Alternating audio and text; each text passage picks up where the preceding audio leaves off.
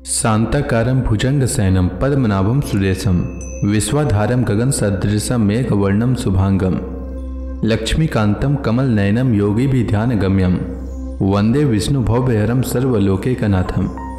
मंगलम भगवान विष्णु मंगलम गरुड़ध्वज मंगलम पुंडरीकाक्ष मंगलाय तनोहरि। ओम नमो भगवते वासुदेवाय। आज का दिन आप सभी के लिए मंगलमय हो। आइए सुनते हैं आषाढ़ मास कथा का 21वां अध्याय। श्री सुखदेव जी कहते हैं, परीक्षित, दियोदास का पुत्र था मित्रेयु। मित्रेयु के 4 पुत्र हुए, चैवन, सुदास, सदेव और सोमक। सोमक के 100 पुत्र थे। उनमें सबसे बड़ा जंतु और सबसे छोटा प्रीसत था। प्रीसत के पुत्र द्रुपद थे। द्रुपद के द्रौपदी नाम की पुत्री और धृष्टद्युम्न आदि पुत्र हुए। धृष्टद्युम्न का पुत्र था धृष्टकेतु। भमर्यासु के वंश में उत्पन्न हुए ये नरपति पांचाल कहलाए। अजमेर का दूसरा पुत्र था ऋक्ष। उनके पुत्र हुए संवरण। संवरण का विवाह सूर्य की कन्या तप्ती से हुआ। उन्हीं के गर्भ से कुरुक्षेत्र के स्वामी कुरु का जन्म हुआ। कुरु के 4 पुत्र हुए, परीक्षित, सुंधवा, जहनु और निषधास्व। सुंधवा से सुहोत्र, सुहोत्र से चैवन, चैवन से कृति, कृति से ऊपरी चरवसु और ऊपरी चरवसु से बृहद्रथ आदि कई पुत्र उत्पन्न हुए। उनमें बृहद्रथ, कुशाम्ब, मत्स्य, प्रत्यग्र और चेदीप आदि चेदी देश के राजा हुए। बृहद्रथ का पुत्र था कुशाग्र, कुशाग्र का ऋषभ, ऋषभ का सत्यहित, सत्यहित का पुष्पवान और पुष्पवान के जहू नामक पुत्र हुआ। बृहद्रथ की दूसरी पत्नी के गर्भ से एक शरीर के 2 टुकड़े उत्पन्न हुए। उन्हें माता ने बाहर फेंकवा दिया। जब जरा नाम की राक्षसी ने जियो जियो इस प्रकार कहकर खेल खेल में उन दोनों टुकड़ों को जोड़ दिया, उसी जोड़े हुए बालक का नाम हुआ जरासंध। जरासंध का सदैव, सदैव का सोमापी और सोमापी का पुत्र हुआ श्रुतसर्वा। कुरु के ज्येष्ठ पुत्र परीक्षित के कोई संतान न हुई। जहनु का पुत्र था सूरत, सूरत का विदुरथ, विदुरथ का सार्वभौम, सार्वभौम का जयसेन, जयसेन का राधिक और राधिक का पुत्र हुआ अयुत, अयुत का क्रोधन, क्रोधन का देवातिथि, देवातिथि का ऋष्य, ऋष्य का दिलीप और दिलीप का पुत्र प्रदीप हुआ। प्रदीप के 3 पुत्र थे, देवापी, संतनु और बालिक। देवापी अपना पैतृक राज्य छोड़कर वन में चला गया, इसलिए उनके छोटे भाई संतनु राजा हुए। पूर्व जन्म में संतनु का नाम महाभिष था।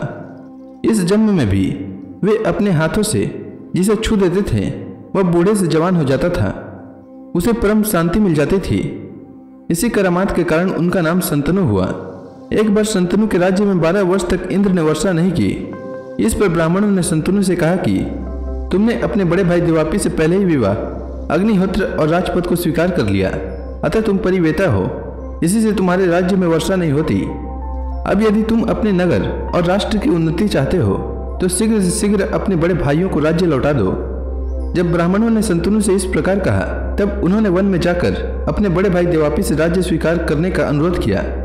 परंतु संतनु के मंत्री अस्मरात ने पहले से ही उनके पास कुछ ऐसे ब्राह्मण भेज दिए थे जो वेद को दूषित करने वाले वचनों से देवापी को वेद मार्ग से विचलित कर चुके थे।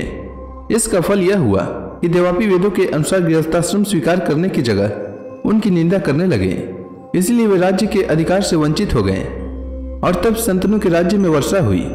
देवापी इस समय भी योग साधना कर रहे हैं और योगियों के प्रसिद्ध निवास स्थान कलाप ग्राम में रहते हैं। जब कलयुग में जंत्र वंश का नाश हो जाएगा, तब सतयुग के प्रारंभ में वे फिर उसकी स्थापना करेंगे। संतनु के छोटे भाई बालिक का पुत्र हुआ सोमदत्त। सोमदत्त के 3 पुत्र हुए, भूरी, भूरिश्रवा और सल। संतनु के द्वारा गंगा जी के गर्भ से नैष्टिक ब्रह्मचारी भीष्म का जन्म हुआ। वे समस्त धर्मज्ञों के सिरमौर, भगवान के परम प्रेमी भक्त और परम ज्ञानी थे। वे संसार के समस्त वीरों के अग्रगण्य नेता थे। औरों की तो बात ही क्या, उन्होंने अपने गुरु भगवान परशुराम को भी युद्ध में संतुष्ट कर दिया था। संतनु के द्वारा दासराज की कन्या के गर्भ से 2 पुत्र हुए, चित्रांगद और विचित्रवीर्य। चित्रांगद को चित्रांगद नामक गंधर्व ने मार डाला। इसी दासराज की कन्या सत्यवती से पराशर जी के द्वारा मेरे पिता भगवान के कालावतार स्वयं भगवान श्री कृष्ण द्वैपायन व्यास जी अवतीर्ण हुए थे। उन्होंने वेदों की रक्षा की। परीक्षित, मैंने उन्हीं से इस श्रीमद् भागवत महापुराण का अध्ययन किया था। यह पुराण परम गोपनीय, अत्यंत रहस्यमय है। इसी से मेरे पिता भगवान व्यास जी ने अपने पहले आदि शिष्यों को इसका अध्ययन नहीं कराया। मुझे ही इसके योग्य अधिकारी समझा। एक तो मैं उनका पुत्र था और दूसरे शांति आदि गुण भी मुझ में विशेष रूप से थे। शंतनु के दूसरे पुत्र विचित्रवीर्य ने काशी राज की कन्या अंबिका और अंबालिका से विवाह किया। उन दोनों को भीष्म जी स्वयंवर से बलपूर्वक ले आए थे। विचित्रवीर्य अपनी दोनों पत्नियों में इतना आसक्त हो गया कि उसे राज्यक्षमा रोग हो गया और उसकी मृत्यु हो गई। माता सत्यवती के कहने से भगवान व्यास जी ने अपने संतानहीन भाइयों के स्त्रियों से धृतराष्ट्र और पांडु 2 पुत्र उत्पन्न किए। उनकी दासी से तीसरे पुत्र विदुर जी हुए। परीक्षित, धृतराष्ट्र की पत्नी थी गांधारी, उसके गर्भ से 100 पुत्र हुए। उनमें सबसे बड़ा था दुर्योधन, कन्या का नाम था दुसला। पांडु की पत्नी थी कुंती। शापवश पांडु स्त्री सहवास नहीं कर सकते थे, इसलिए उनकी पत्नी कुंती के गर्भ से धर्म, वायु और इंद्र के द्वारा क्रमशः युधिष्ठिर, भीमसेन और अर्जुन नाम के 3 पुत्र उत्पन्न हुए। ये तीनों के तीनों महारथी थे। पांडु की दूसरी पत्नी का नाम था माद्री। दोनों अश्विनी कुमारों के द्वारा उनके गर्भ से नकुल और सहदेव का जन्म हुआ। परीक्षित, इन 5 पांडवों के द्वारा द्रौपदी के गर्भ से तुम्हारे 5 चाचा उत्पन्न हुए। इनमें युधिष्ठिर के पुत्र का नाम था प्रतिविंध्य, भीमसेन का पुत्र था श्रुतसेन, अर्जुन का श्रुतकीर्ति, नकुल का शतानिक और सहदेव का श्रुतकर्मा। इनके सिवा युधिष्ठिर के पौरवी नाम की पत्नी से देवक, सहदेव के पर्वत कुमारी विद्या से सुहोत्र, अर्जुन द्वारा नाग कन्या उल्पी के गर्भ से इरावन और मणिपुर नरेश की कन्या से बब्रुवाहन का जन्म हुआ। बब्रुवाहन अपने नाना का ही पुत्र माना गया, क्योंकि पहले से यह बात तय हो चुकी थी। अर्जुन की सुभद्रा नाम की पत्नी से तुम्हारे पिता अभिमन्यु का जन्म हुआ। वीर अभिमन्यु ने सभी अतिथियों को जीत लिया था। अभिमन्यु के द्वारा उत्तरा के गर्भ से तुम्हारा जन्म हुआ। परीक्षित, उस समय कुरु वंश का नाश हो चुका था। अश्वत्थामा के ब्रह्मास्त्र से तुम भी जल ही चुके थे, परंतु भगवान श्री कृष्ण ने अपने प्रभाव से तुम्हें उस मृत्यु से जीता जागता बचा लिया। परीक्षित, तुम्हारे पुत्र तो सामने ही बैठे हुए हैं। इनके नाम हैं जन्मंजय, श्रुतसेन, भीमसेन और उग्रसेन। ये सब के सब बड़े पराक्रमी हैं। जब तक्षक के काटने से तुम्हारी मृत्यु हो जाएगी, तब इस बात को जानकर जन्मंजय बहुत क्रोधित होगा और यह सर्प यज्ञ की आग में सर्पों का हवन करेगा। यह कावस्या तुर को पुरोहित बनाकर अश्वमेध यज्ञ करेगा और सब ओर से सारी पृथ्वी पर विजय प्राप्त करके यज्ञों के द्वारा भगवान की आराधना करेगा। जन्मंजय का पुत्र होगा शतानिक। वह यज्ञ वाल्मीकि ऋषि से तीनों वेद और कर्मकांड की तथा कृपाचार्य से अस्त्र विद्या की शिक्षा प्राप्त करेगा एवं शौनक जी से आत्मज्ञान का संपादन करके परमात्मा को प्राप्त होगा।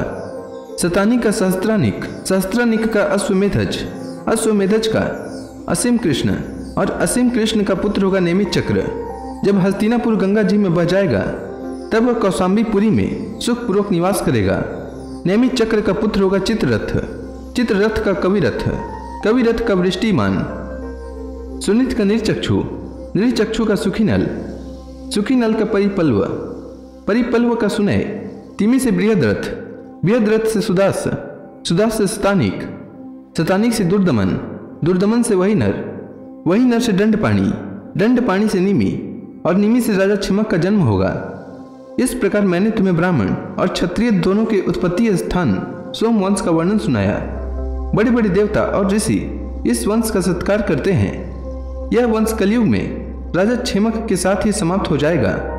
तो इसी के साथ श्रीमद् भागवत महापुराण में वर्णित पांचाल, कौरव और मगध देशीय राजाओं के वंश का वर्णन नामक यह अध्याय समाप्त हुआ। इसके आगे की कथा मैं कल के अध्याय में सुनाऊंगा। तब तक के लिए भगवान हरि का नाम लेते रहें। तो प्रेम से बोलिए भगवान विष्णु की जय, श्री कृष्ण भगवान की जय, समस्त देवी देवताओं की जय।